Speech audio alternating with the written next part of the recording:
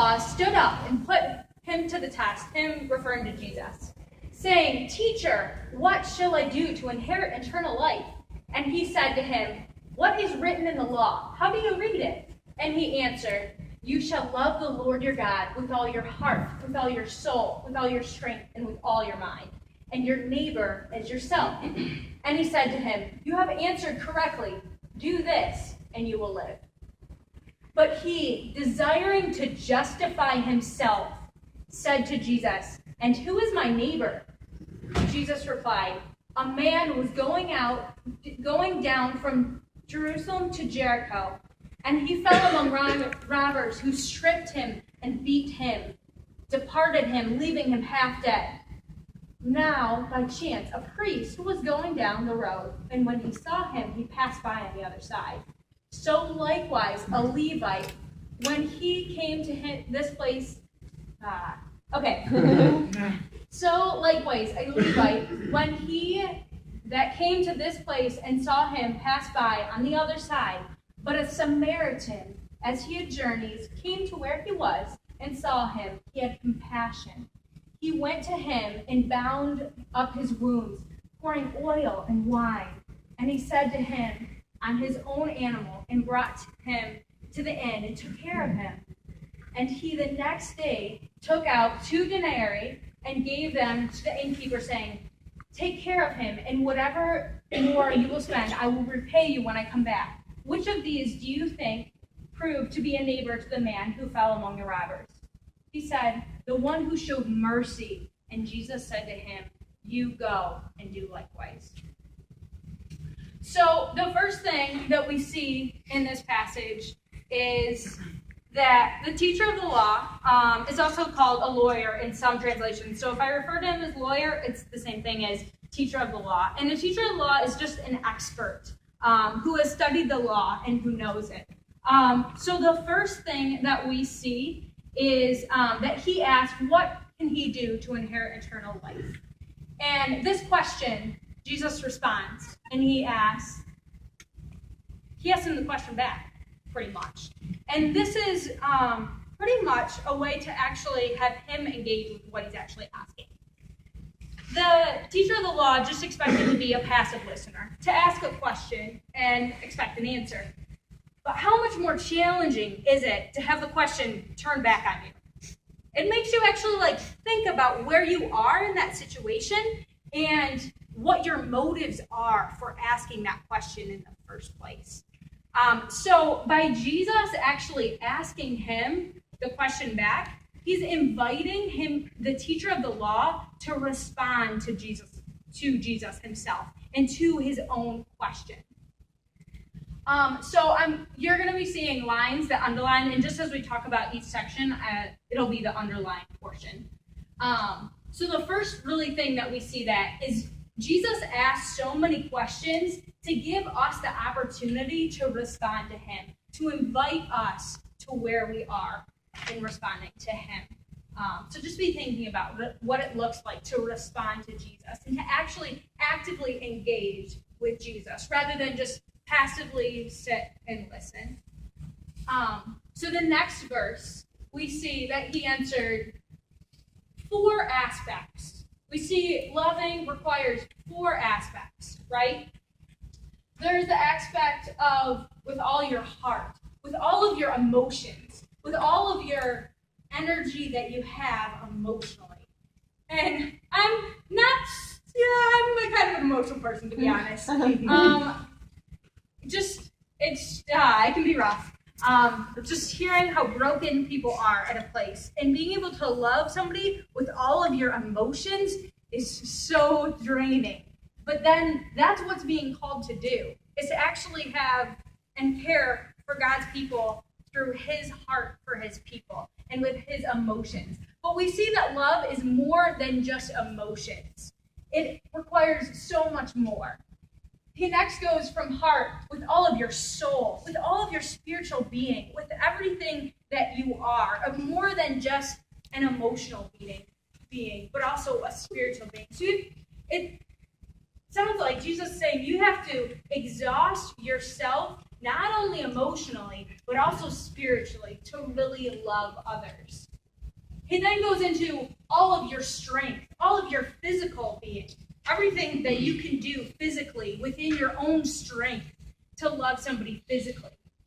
And also with all of your mind, with all of your mental capacity.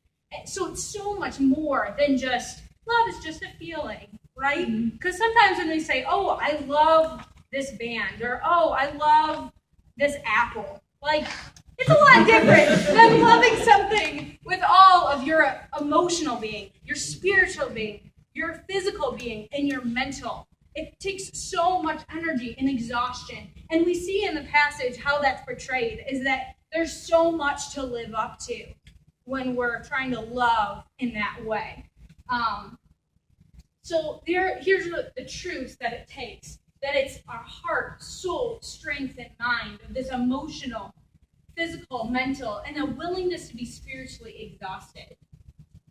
So the guy hears all that. He's like, okay, like, I've got to love somebody in that capacity, right?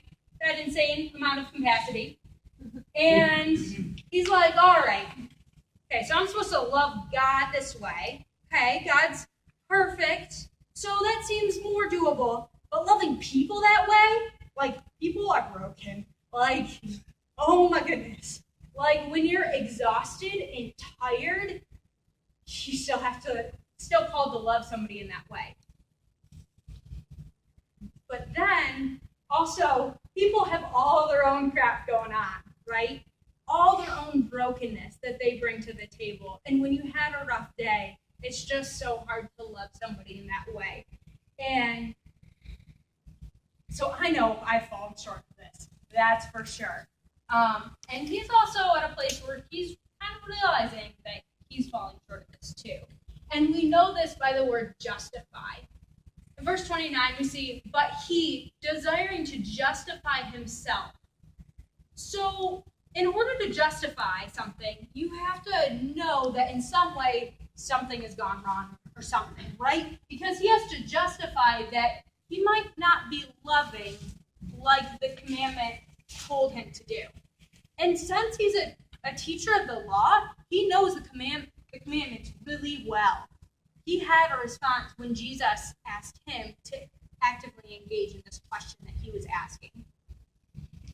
But he desired to justify himself. He wanted to do things on his own terms. And the fact that he wanted to rely on his own righteousness. So when we think of this word justify, it's kind of an abstract word, right? Because we think of justice. And justice, we think of scales and laws and that kind of thing to bring justice.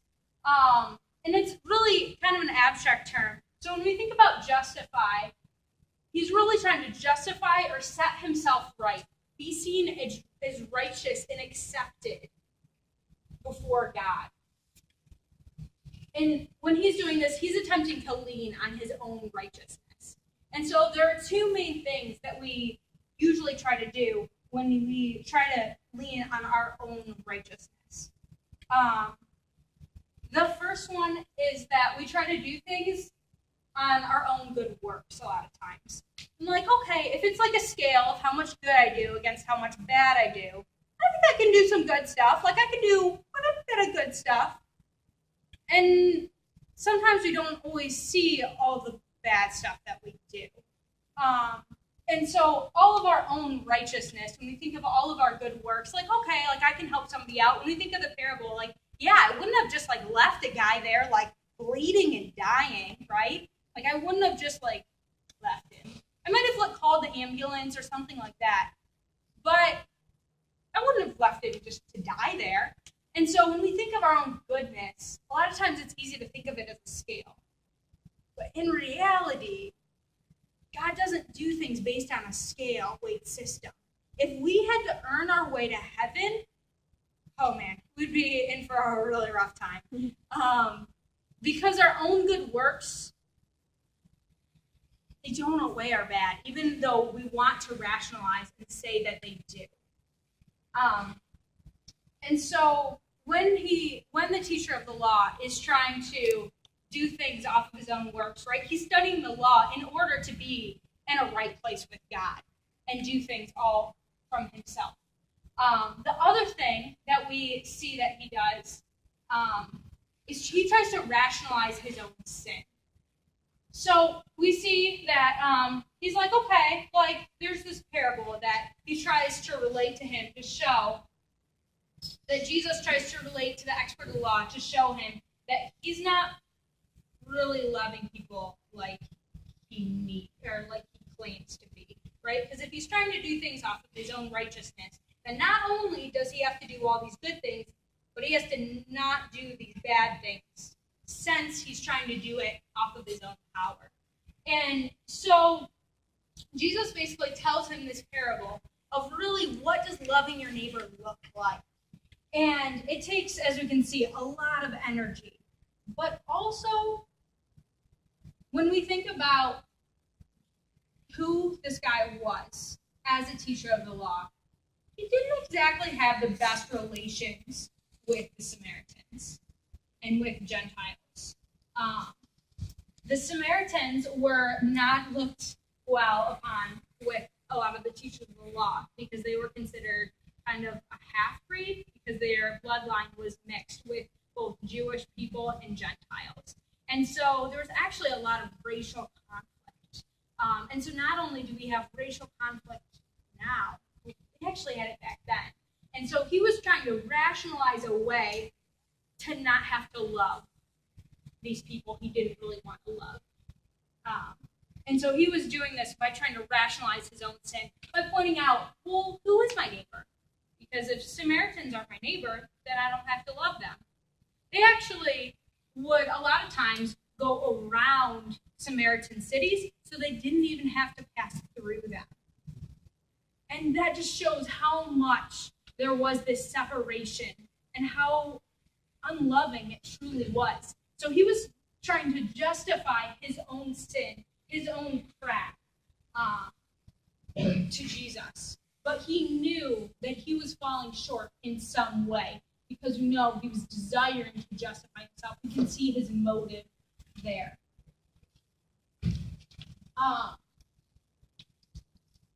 So that's the second thing we really see when we try to do things on our own righteousness, is that we rationalize our own sin.